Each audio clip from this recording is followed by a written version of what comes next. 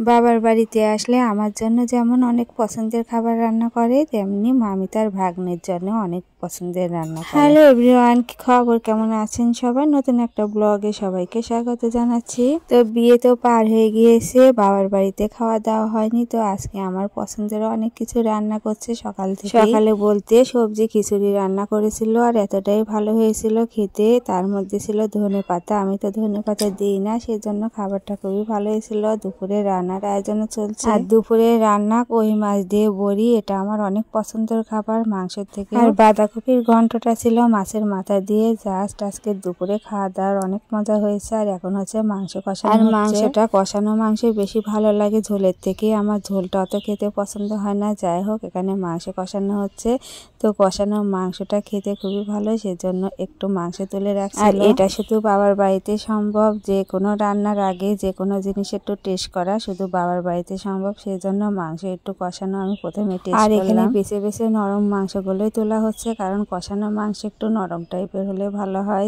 যাই হোক, রোদে বসে আমি একটু মাংস খাবো। আর বাড়িতে কিন্তু অনেকটা রোদ লাগে শীতের দিনে, আমার বাড়িতে তো তেমন রৌদ্র লাগে না। আর কয়েকদিন থেকে আসার পর শুধু আমি রোদ্রে বসে এটা ওটা খাই। আর আজকে এখন আমি এই কষানো মাংসটা খাবো, কিন্তু মেয়েকে সাথে নিয়ে খাবো, আমি এতগুলো একা খাবো না। আর কষানো মাংসের টেস্টটা কিন্তু অনেক ভালো হয়েছে। সবকিছু কিন্তু পাটায় বাটা মশলাই ব্যবহার করে, ব্লেন্ডার নেই, সেজন্য বেশি মজা হয়। এদিকে আমি খাওয়া দাওয়া করতে নিচ্ছি কই মাছের ঝোল বড়ি দিয়ে, সালাদ, বাঁধাকপির ঘন্ট আর মাংস। দুপুরে খাওয়া দাওয়া সবকিছু কমপ্লিট করে এখন পিঠা বানানোর প্রস্তুতি চলছে। এদিকে নারকেল ভাঙা হচ্ছে, এই নারকেলগুলো বাবার বাড়ি গাছের নারকেল। তো এদিকে আমি সিঙ্গারা বানাবো, তার জন্য প্রস্তুতি করে নিচ্ছি। ময়দাটাকে ভালো করে ময়াম দিয়ে নেব।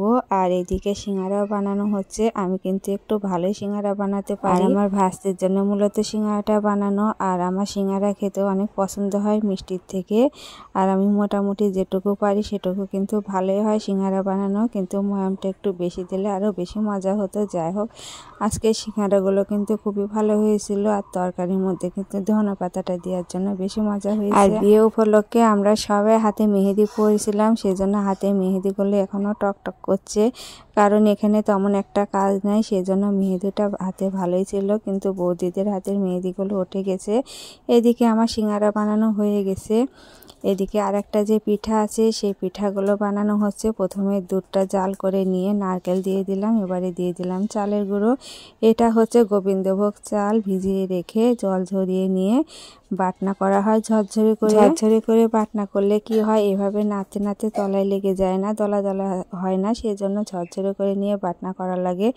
যাই হোক, এদিকে আমার পিঠা হয়ে গেছে, এবারে মিষ্টিটা দিয়ে দিচ্ছি। মিষ্টি কিন্তু একসাথে দিলে এই পিঠার চালটা গোটা গোটা থাকে, সেই জন্য চালটা গলিয়ে নিয়ে মিষ্টি দিতে হয়। এদিকে থালে বেড়ে নিচ্ছে, অনেক কটা থালে এই পিঠাগুলো এভাবে বেড়ে নিতে হয়। আর নামানোর পর ছোট এলাচ আর ঘি দিয়ে একটু মাখো মাখো করে নিতে হয়। তারপরে এইভাবে থালে ঘি ঢেলে থালটা মাখিয়ে নিয়ে এইভাবে এই পিঠাটা তৈরি করা লাগে। আর পরে পিস পিস করে কেটে নিতে হয়। আর এই পিঠাটার নাম কি কমেন্টে বলে যাবেন। আর পিঠাটা খেতে কিন্তু দারুণ লাগে। যাই হোক, এদিকে আমি পিঠাগুলো কেটে নিচ্ছি। আর এই পিঠা কাটার সময় অনেক মজা হয়েছিল, আমরা কেক কাটছি এরকম বলে আমরা অনেক মজা করছিলাম। আমার সাথে মেয়েও হাত ধরে পিঠাগুলো কাটছিল, ওই যে বললাম কেকের কথা শুনেছে। আর ছোট বাচ্চারা কেকের কথা শুনলে যে আমি কাটবো, তো ও তো আর ওই থালার পিঠা সম্পূর্ণ কাটতে পারবে না, সেজন্য আমার হাত ধরে পিঠাগুলো কাটছে।